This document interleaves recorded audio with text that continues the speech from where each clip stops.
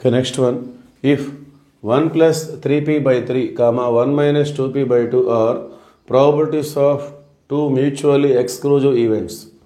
రెండు ఈవెంట్స్ యొక్క ప్రాబబిలిటీస్గా డిఫైన్ చేస్తున్నారు. Then p lies in the interval. ఇక్కడ ఉన్నటువంటి పీ యొక్క ఇంటర్వల్ ఎలా ఉంటుందని చెప్పేసి మనం కనుక్కోవాలి. సో ఇవి టూ ఈవెంట్స్ యొక్క ప్రాబబిలిటీస్ కాబట్టి లెట్ మనం P of E1 is equal to 1 plus 3p by 3 and second one can be written as P of E2 is equal to 1 minus 2p by 2. Okay, let E1 and E2 are the two mutually exclusive events. Then we have P of E1, P of E2 like this. Okay, since probability of any event lies between 0 and 1. Okay, so మనం ఇక్కడ P యొక్క interval కనుక్కోవాలంటే probability of any event lies between 0 and 1 ఆ కాన్సెప్ట్ని base చేసుకొని మనం P యొక్క interval find out చేసుకోవచ్చు. ముందుగా పీ ఆఫ్ E1 తీసుకుందాం.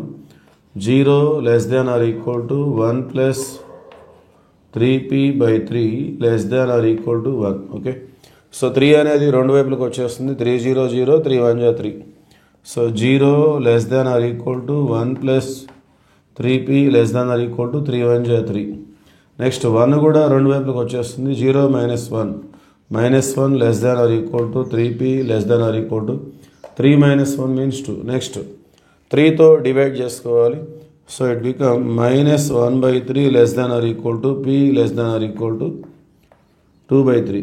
Let us say this is equation number 1. Okay, next second probability మనం చెక్ చేసుకుందాం. ఇక్కడ 0 less than or equal to 1 minus 2p by 2 less than or equal to 1. So 2 అనేది రెండు వైపులకి cross multiplication అవుతుంది. 0 into 2 0 less than or equal to 1 minus 2p less than or equal to 2 1 2. Next transposing 1 to both sides. 1 left side వస్తే 0 minus 1 less than or equal to minus 2p less than or equal to 1 right side వస్తే 2 minus 1 1. Next minus 2తో divide చేసుకోవాలి. Minus నెంబర్తో multiply చేసిన divide చేసిన inequality అనేది change అవుతుంది. Less than become greater than. So minus 1 by minus 2 greater than or equal to p greater than or equal to 1 by minus 2. So negative నెంబర్తో multiply చేసిన divide చేసిన inequality అనేది change అవుతుంది. That is we have to understood here. Okay, so it is equal to 1 by 2 minus minus cancel greater than or equal to p greater than or equal to minus 1 by 2. So inequality అనేది ఎట్లా ఉంటుందంటే జనరల్గా small to big ఉండాలి. మనకి ప్రాసెస్లో భాగంగా big to small వచ్చింది. Next స్టెప్లో మనం దీన్ని స్మాల్ టు బిగ్ నోట్ చేసుకోవాలి. So that means minus 1 by 2 less than or equal to p less than or equal to 1 by 2. Let us say this is equation number 2. So మనకి inequality అంటే less than ఉండాలి కాబట్టి ఇది ప్రాసెస్లో భాగంగా మనకి greater దాన్గా మారింది. సో దీన్ని మళ్ళీ లెస్ దాన్గా మార్చాలంటే రివర్స్ రాసుకోవాలి. minus 1 by 2 to 1 by 2. Then it become less than. Okay, now we have two equations. So minus 1 by 3 less than or equal to p less than or equal to 2 by 3 and minus 1 by 2 less than or equal to p less than or equal to 1 by 2. So ఇప్పుడు p యొక్క interval మనం define చేయాలి అంటే so రెండిట్లో left side minus 1 by 3 minus 1 by 2. మనం left side తీసుకునే value అనేది ఈ రెండు ప్రాబబిలిటీస్ని సాటిస్ఫై చేయాలి. ఈ రెండు ప్రాబబిలిటీస్ని సాటిస్ఫై చేయడం అంటే ఈ నెంబర్ సపోజ్ minus 1 by 3 కానీ minus 1 by 2 కానీ ఇక్కడ లేక ఇక్కడ సబ్స్టిట్యూట్ చేసినప్పుడు ఆ వచ్చేటటువంటి వాల్యూ లైస్ బిట్వీన్ 0 and 1 ఉన్నట్లయితే then that is the answer. Okay, left side. So left side ఉన్నటువంటి వాల్యూస్ని ఈ ప్రాబబిలిటీస్లో సబ్స్టిట్యూట్ చేసినప్పుడు అది సింప్లిఫై అయ్యి 0కి 1కి మధ్యలో రావాలి. అలా వస్తే అది ఆన్సర్గా తీసుకుంటాం. minus 1 by 3 అనేది ఈ ప్రాబబిలిటీని క్యాలిక్యులేట్ చేయడం వల్లే వచ్చింది కాబట్టి ఇది ఇక్కడ ఖచ్చితంగా సాటిస్ఫై చేస్తుంది.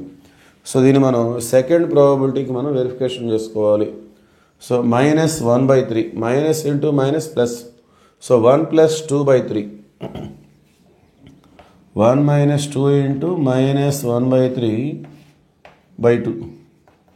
So minus into minus plus 1 plus 2 by 3 3 1 3 plus 2 5 by 3 3 goes to denominator 3 2 is 6. So 5 by 6 అంటే ఏమొస్తుంది?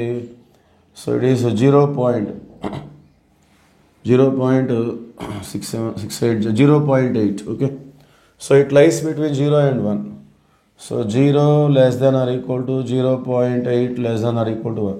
0.8 అనేది ఆ ఇంటర్వల్లో ఉంటుంది 0కి 1కి మధ్యలో. సో వీ కెన్ టేక్ అంటే -1/3 అనేది ఆల్రెడీ దీన్ని సింప్లిఫై చేస్తేనే వచ్చింది. సో P ఆఫ్ E1కి సాటిస్ఫై చేస్తుంది. ఇప్పుడు P ఆఫ్ E2ని కూడా సాటిస్ఫై చేసింది. సో లెఫ్ట్ సైడ్ మనం -1/3 తీసుకోవాలి. ఓకే, మరి -1/2 తీసుకోకూడదా అంటే -1/2 అనేది ఇక్కడ సాటిస్ఫై చేయదు. ఎందుకంటే -1/2 మనకి ఎలా వచ్చింది, సెకండ్ ప్రాబబిలిటీని సింప్లిఫై చేస్తే వచ్చింది. సో ఆటోమేటిక్గా ఇది ఇక్కడ సాటిస్ఫై చేస్తుంది. ఇక్కడ సాటిస్ఫై చేస్తుందో లేదో చూద్దాం మనం. Plus into minus minus 3 into 1/2 3/2 1 - 3/2/3. So LCM తీసుకుంటే 2 - 3/6 2 - 3/6 అంటే -1/6 అంటే ప్రాబబిలిటీ నెగిటివ్ వస్తుంది. సో ప్రాబబిలిటీ అనేది నెగిటివ్ ఉండకూడదు, లైస్ between 0 and 1.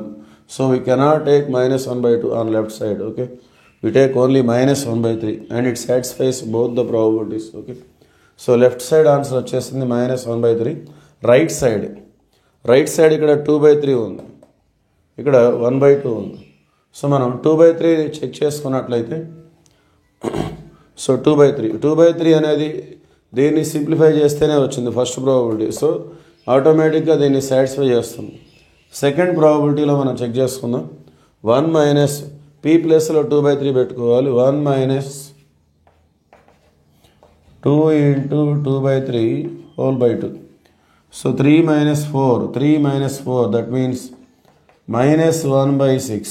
Okay, we cannot take this value because it does not lie between 0 and 1. So 2/3 తీసుకోవడం వల్ల ఇక్కడ నెగిటివ్ వాల్యూ వస్తుంది. 1 - 2 into 2/3 3 - 4/6 that means -1/6. So we cannot take this values.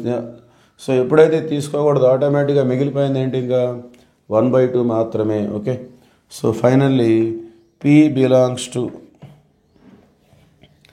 -1/3, 1/2.